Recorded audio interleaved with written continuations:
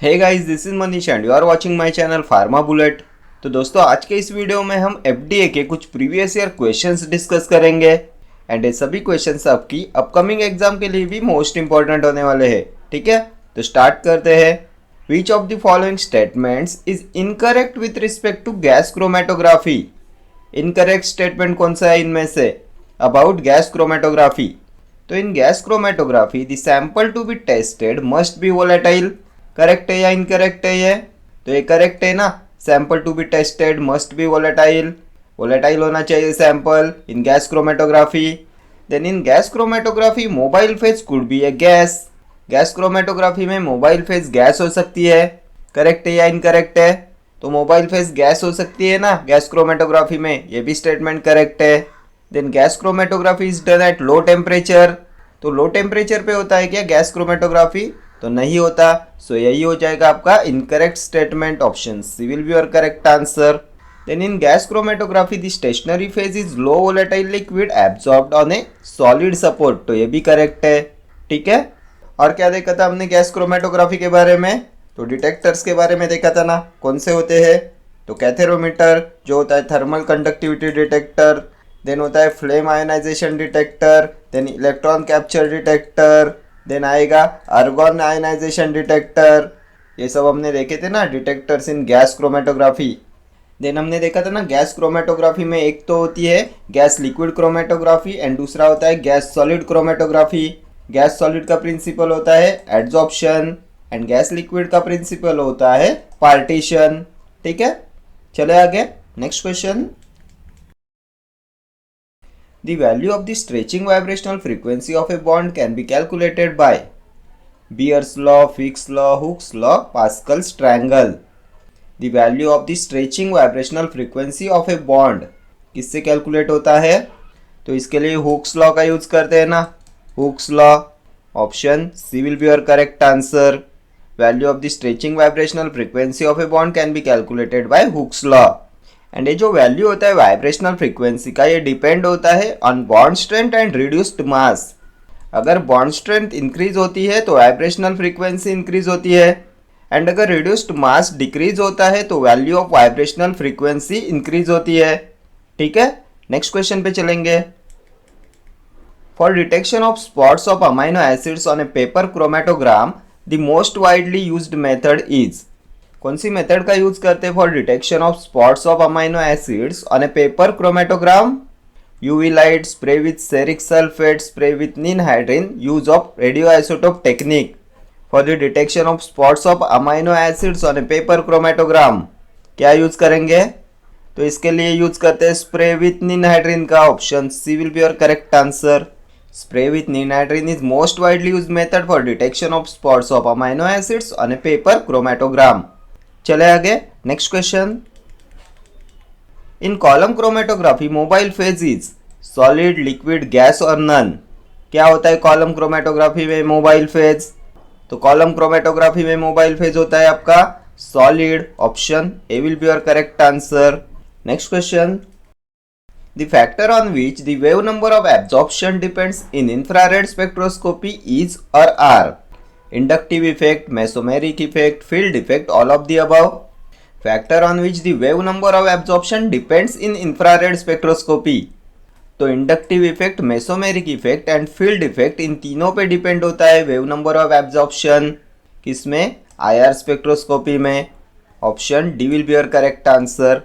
Next question. How many NMR signals are formed for 2-chloropropene? 1, 2, 3 और 4। कितने NMR signals मिलेंगे 2-chloropropene के? तो क्या होता है 2-chloropropene? C3H5Cl होता है ना 2-chloropropene। इसका स्ट्रक्चर कैसा है? तो ये यहाँ पे Cl ग्रुप होता है, ये CH3 ग्रुप होता है, देन यहाँ पे CH2 ग्रुप होता है। ये ऐसे होता है ना इसका स्ट्रक्चर। ये यहाँ पे CH2 हो गया, ये यहाँ पे CH3 होता है। ठीक है, 2-chloropropene एंड यहाँ पे ये क्लोरीन ग्रुप है। So due to electronegativity this proton show one signal and this proton shows another signal. तो ये दो सिग्नल्स हो गए एंड इस CH3 ग्रुप का एक सिग्नल, तो 3 सिग्नल्स हो गए। Option C will be your correct answer. ठीक है, तो 3 NMR signals are formed for 2 chloropropene. Next question पे चलते हैं। Iodine vapours for TLC are used to detect steroids, carboxylic acids, volatile compounds, unsaturated compounds. Iodine vapours for TLC are used to detect, किसकी detection के लिए use करते हैं iodine vapours का? तो अनसैचुरेटेड कंपाउंड्स की डिटेक्शन के लिए इनका यूज करते हैं ना। Option D will be your correct answer. Next question पे चलते हैं। Which of the following non-aqueous solvents is an example of protophilic solvents? Ketone, formic acid, chloroform, acetonitrile. कौन सा इनमें से प्रोटोफिलिक सॉल्वेंट? तो क्या होता है प्रोटोफिलिक सॉल्वेंट? तो ये होता है solvent that have a basic nature and react with acids to form solvated protons. इनका बेसिक नेचर होता है एंड ये रिएक्ट करते हैं एसिड्स के साथ टू फॉर्म सॉल्वेटेड प्रोटॉन्स। इन्हें बोलते हैं प्रोटोफिलिक सॉल्वेंट्स। एंड इनमें से कौन सा है प्रोटोफिलिक सॉल्वेंट? तो कीटोन होता है, option A. Next question. Right the multiplicity of the signals in CH3, CH2O, CH2, CH3 in NMR spectrum. क्या है ये? तो ये डाइथाइल ईथर होता है ना, डाइथाइल ईथर होता है ये। CH3, CH2O, CH2, CH3 diethyl ether. Multiplicity of signals पूछा है यहाँ पे NMR स्पेक्ट्रम में। 2 triplets, 1 triplet and quartet, 2 singlets, 2 singlet and 2 triplets. Write the multiplicity of the signals in diethyl ether in NMR spectrum. तो previous question में हमने signals discuss किए थे डाइथाइल ईथर के। हमने देखा था ना ये CH3, CH2, then O, CH2, CH3। ये दो CH3 molecules magnetically and chemically equivalent होते हैं। सो ये एक पीक देते हैं, ये एक सिग्नल देते हैं। देन ये दो CH2 molecules are also equivalent, तो ये भी एक पीक देंगे, एक सिग्नल देते हैं। तो CH3 का एक एंड CH2 का एक, दो पीक हो गए, दो सिग्नल्स हो गए। इसमें दो टाइप्स के हाइड्रोजन है ना, एक CH3 वाला एंड एक CH2 वाला।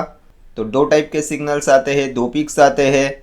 तो यहाँ हमें मल्टीप्लिसिटी पूछा है, तो ये CH2 प्रोटॉन्स एक क्वार्टेट देंगे एंड ये CH3 शो कराते हैं triplet.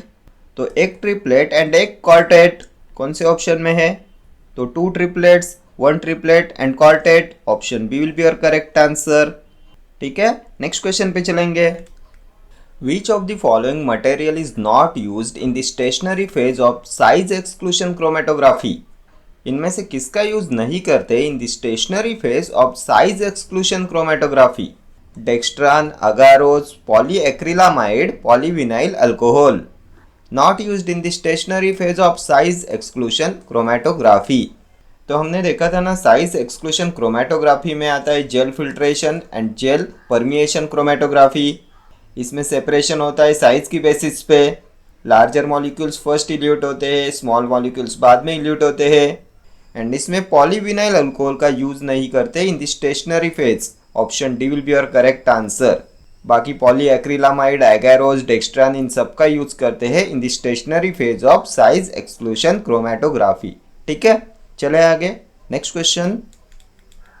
For a linear molecule such as HCl, the number of modes of vibration are 1, 2, 3 और 0। तो कितने नंबर्स ऑफ मोड्स होते हैं वाइब्रेशंस के फॉर लीनियर मॉलिक्यूल? तो इसका फॉर्मूला होता है ना, लीनियर के लिए होता है 3n-5 एंड नॉन लीनियर के लिए होता है 3n-6। तो यहाँ पे पूछा HCl का, इसमें हाइड्रोजन एंड क्लोरीन प्रेजेंट होता है, दो एटम्स होते हैं। तो n is equal to 2। Linear के लिए है 3n-5। So 3 multiplied by 2 -5, 6 -5, 1। Option A will be your correct answer. The number of modes of vibration are 1। Next question पे चलेंगे। Which of the following compound having highest deshielding effect? इनमें से किसका है highest deshielding effect? Ethyl bromide, ethyl chloride, ethyl fluoride, ethyl iodide. Having highest deshielding effect. तो deshielding क्या होता है? तो डाउन फील्ड होता है ना डी शील्डिंग। एंड जो इलेक्ट्रोनेगेटिविटी होती है it is directly proportional to deshielding. Means compound having highest electronegativity have highest delta value. तो यहाँ पे किसकी है हाईएस्ट इलेक्ट्रोनेगेटिविटी और हाईएस्ट डेल्टा वैल्यू? तो ये होती है इथाइल फ्लोराइड की। So option C will be your correct answer. Ethyl fluoride has highest deshielding effect. Next question पे चलते हैं। In size exclusion chromatography of a mixture of molecules, which one will elute first? The largest molecule, the smallest molecule, non-polar molecule, polar molecule? तो हमने बहुत बार discuss किया है ना, size exclusion chromatography में सेपरेशन होता है साइज की बेसिस पे। तो लार्जर मॉलिक्यूल फर्स्ट इल्यूट होते हैं, स्मॉलर मॉलिक्यूल बाद में इल्यूट होते हैं। सो ऑप्शन ए हो जाएगा आपका correct answer. The largest molecule will elute first. Next question पे चलते हैं। In infrared spectroscopy the pair of isomers which cannot be distinguished is और are cis trans isomers, functional isomers, enantiomers, position isomers. In IR spectroscopy, the pair of isomers which cannot be distinguished. इनमें से किसे distinguish नहीं कर सकते in IR spectroscopy? तो enantiomers को separate नहीं कर सकते ना, option C will be your correct answer. बाकी cis trans isomers, functional isomers and positional isomers के डिफरेंट वेव नंबर्स होते हैं, so we can distinguish them. ये enantiomers होते हैं pair of molecules that exist in two forms that are mirror images of one another and enantiomers cannot be distinguished. ठीक है, next question. In NMR spectroscopy the chemical shift value is 10 ppm, then the compound having dash effect, deshielding और down field, shielding और up field, NOE effect, nuclear overhauser effect और none. In NMR spectroscopy, the chemical shift value is 10 ppm, then the compound having dash effect. तो chemical shift क्या होता है? तो delta value होता है ना, तो डेल्टा वैल्यू 10 ppm है। एंड हमने देखा था ना, protons having higher delta value, protons having higher chemical shift value are deshielded और down field. Option A will be your correct answer. जिनका केमिकल शिफ्ट वैल्यू ज़्यादा होता है वो डी शील्डेड और डाउन फील्ड होते हैं। यहाँ पे 10 ppm है, सो डी शील्डिंग और डाउन फील्ड। अप फील्ड क्या होता है? तो initial stage of chemical shift 1 ppm, 2 ppm, 3 ppm, इतना अगर डेल्टा वैल्यू होता है तो अप फील्ड और शील्डिंग होते हैं प्रोटॉन्स। ठीक है, नेक्स्ट क्वेश्चन पे चलेंगे। Which of the following polymer is used as ion exchange? Cross linked polystyrene, carboxymethyl cellulose, cross linked polymethacrylate, all of the above. Polymer used as ion exchange, तो इन सब का यूज करते हैं as ion exchange. Option d हो जाएगा आपका correct answer. Cross link polystyrene, carboxymethyl cellulose and cross link polymethacrylate, इन सब पॉलीमर्स का यूज करते हैं as ion exchange. Next question. How many NMR signals are formed for 1,2-डाइक्लोरोप्रोपेन? तो कितने NMR सिग्नल्स मिलेंगे 1,2-डाइक्लोरोप्रोपेन के? तो क्या होता है 1,2-डाइक्लोरोप्रोपेन? C3H6Cl2। स्ट्रक्चर कैसा होता है इसका? तो ये यहाँ पे H, ये यहाँ पे H, ये यहाँ पे H, CH3 हो गया। देन ये यहाँ पे H आएगा, ये यहाँ पे H आएगा, एक H यहाँ पे आएगा, देन यहाँ पे Cl एंड Cl। ये हो गया 1,2-डाइक्लोरोप्रोपेन। एंड यहाँ पे ये Cl ग्रुप प्रेजेंट है, क्लोरीन ग्रुप प्रेजेंट है, इलेक्ट्रोनेगेटिव ग्रुप प्रेजेंट है। So these three protons gives one signal, then this proton give one signal, then this proton gives one signal and this proton gives one signal. तो 1, 2, 3 and 4 signals मिलेंगे। Option C will be your correct answer. Next question पे चलेंगे। In gas chromatography which detector is preferred during analysis of drugs contain halogens? Flame ionisation detector, thermal conductivity detector, electron capture detector और photo ionization detector. Detector prefer during analysis of drugs containing halogens, तो इसके लिए use करते हैं electron capture detector का। Option सी हो जाएगा आपका करेक्ट आंसर।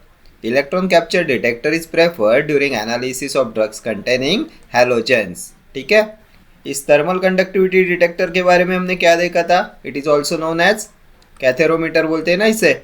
नेक्स्ट क्वेश्चन पे चलेंगे। The region below 1500 centimetre inverse is called functional group region, fingerprint region, overtone region, all of the above. The region below 1500 centimetre inverse क्या बोलते हैं इसे? तो 4000 से लेके 1500 सेंटीमीटर इनवर्स तक होता है आपका फंक्शनल ग्रुप रीजन एंड 1500 से लेके 600 सेंटीमीटर इनवर्स तक होता है फिंगरप्रिंट रीजन। तो कौन से ऑप्शन में है? तो फिंगरप्रिंट रीजन ऑप्शन बी हो जाएगा आपका correct answer. Functional group region 4000 to 1500 centimeter inverse. Fingerprint region 1500 to 600 centimeter inverse. Next question. Octadecyl carbon chain C18 bonded silica column is used in dash chromatography. Normal phase, reverse phase, ion exchange, size exclusion. Octadecyl carbon chain bonded silica column कौन सी chromatography में use करते हैं? तो इसे reverse phase में use करते हैं। ऑप्शन बी हो जाएगा आपका करेक्ट आंसर। हमने देखा था ना, रिवर्स फेज में आपका स्टेशनरी फेज होता है नॉन पोलर, एंड इसमें C18 बॉन्डेड सिलिका कॉलम का यूज करते हैं। नेक्स्ट क्वेश्चन पे चलेंगे। Particles of stationary phase of reversed phase HPLC columns are composed of silica, alumina, carbon bonded silica, polyacrylamide. Particles of stationary phase of reversed phase HPLC columns. तो अभी देखा ना हमने, रिवर्स फेज में carbon bonded silica columns का use करते हैं। Option सी हो जाएगा आपका correct answer. Particles of stationary phase of reversed phase HPLC columns are composed of carbon bonded silica.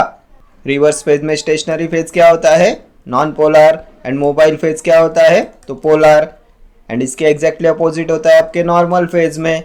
इसमें स्टेशनरी फेज होता है पोलर एंड मोबाइल फेज होता है नॉन पोलर। ठीक है, तो ये क्वेश्चंस FDA के प्रीवियस ईयर क्वेश्चंस है। सो ये आपके अपकमिंग FDA एग्जामिनेशन के लिए भी मोस्ट इंपॉर्टेंट होने वाले हैं। ठीक है, okay friends, thank you for watching this video. See you in the next video. Till then do like, share, comment and subscribe to my channel. Thank you.